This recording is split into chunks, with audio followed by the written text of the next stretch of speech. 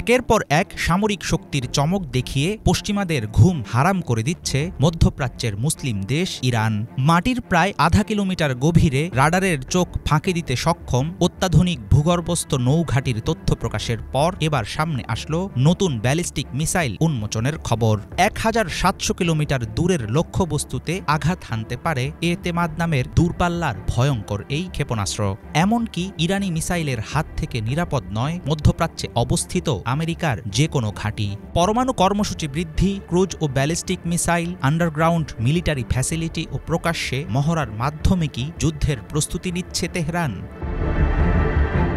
ইরানের গহীন পার্বত্য অঞ্চলে বিমান ঘাঁটি, ক্ষেপণাস্ত্রের গুদাম ও পারমাণবিক স্থাপনা গড়ে তুলছে তেহরান।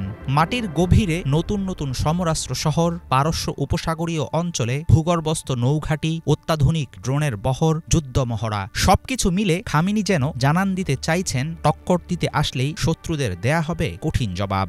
আইআরজিসির সক্ষমতা কতটা ব্যাপক হারে বেড়েছে বিভিন্ন আন্ডারগ্রাউন্ড ফ্যাসিলিটি ও মিলিটারি অস্ত্রের মজুদ থেকেই পাওয়া যাচ্ছে এর আভাস। তবে ইরানের সামরিক অগ্রগতি পশ্চিমা দেশগুলোর জন্য সবসময়ই ছিল ভয়ের কারণ। এই উদ্বেগ আরও বাড়িয়েছে পারমাণবিক অস্ত্র তৈরিতে তেহরানের সাফল্যের গুঞ্জন। মহাকাশ প্রযুক্তি ও প্রতিরক্ষা ক্ষমতার প্রমাণ হিসাবে সম্প্রতি নিজেদের তৈরি 3টি স্যাটেলাইট সামনে আনছে ইরান। এসব স্যাটেলাইটের নজরদারিকে ততটা গুরুত্ব না দিলেও তেহরানের ব্যালিস্টিক মিসাইল প্রযুক্তিকে ভয়ঙ্কর হুমকি মনে করে ইউরোপ ও অত্র অঞ্চলের ইরান বিরোধী দেশগুলো। 2024 সালে ইসরায়েলে 2টি দূরপাল্লার ও কয়েকশো মাঝারি পাল্লার মিসাইল হামলা চালায় ইরান। এর মধ্য দিয়ে পশ্চিমাদের বুকে কাঁপন ধরিয়ে দিয়েছিল তেহরান। 2022 সালের যুক্তরাষ্ট্রের করা এক হিসাব অনুসারে বিভিন্ন পাল্লার 3000-এর বেশি ব্যালিস্টিক ক্ষেপণাস্ত্রের মালিক ইরান। বর্তমানে কয়েক গুণ বেড়েছে এর সংখ্যা। গাজায় চলমান যুদ্ধবিরতি ও সিরিয়ায় আসাদের পতনের পর কিছুটা শান্ত মধ্যপ্রাচ্যের পরিস্থিতি। এদিকে হোয়াইট হাউসে জাঁকিয়ে বসেছেন যুক্তরাষ্ট্রের নবনির্বাচিত প্রেসিডেন্ট ডোনাল্ড ট্রাম্প। তার প্রথম মেয়াদে ইরানের উপর সর্বোচ্চ চাপ সৃষ্টি করে তেহরানকে কোণঠাসা করার নীতি গ্রহণ করেছিলেন তিনি।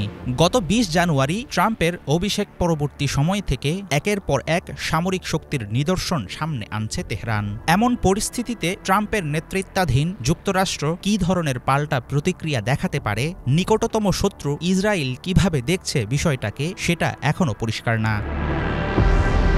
ইসরায়েল ও মার্কিন জোট শক্তিকে ঠেকিয়ে দেওয়ার ক্ষমতা ইরানের আছে কিনা, পারমাণবিক সমরাস্ত্র তৈরির কতটা নিকটে আছে দেশটি, এসব নিয়ে আন্তর্জাতিক অঙ্গনে রয়েছে উদ্বেগ ও উৎকণ্ঠা। তেহরানের সাফল্য বেশিরভাগ মুসলিম রাষ্ট্রের জন্য আনন্দের হলেও বিরোধী শিবিরের গলার কাটা খামেনির দেশ।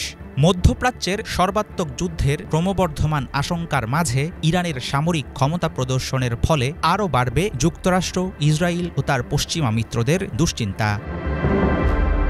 হাফিজুল ইসলাম, বাংলা ভিশন।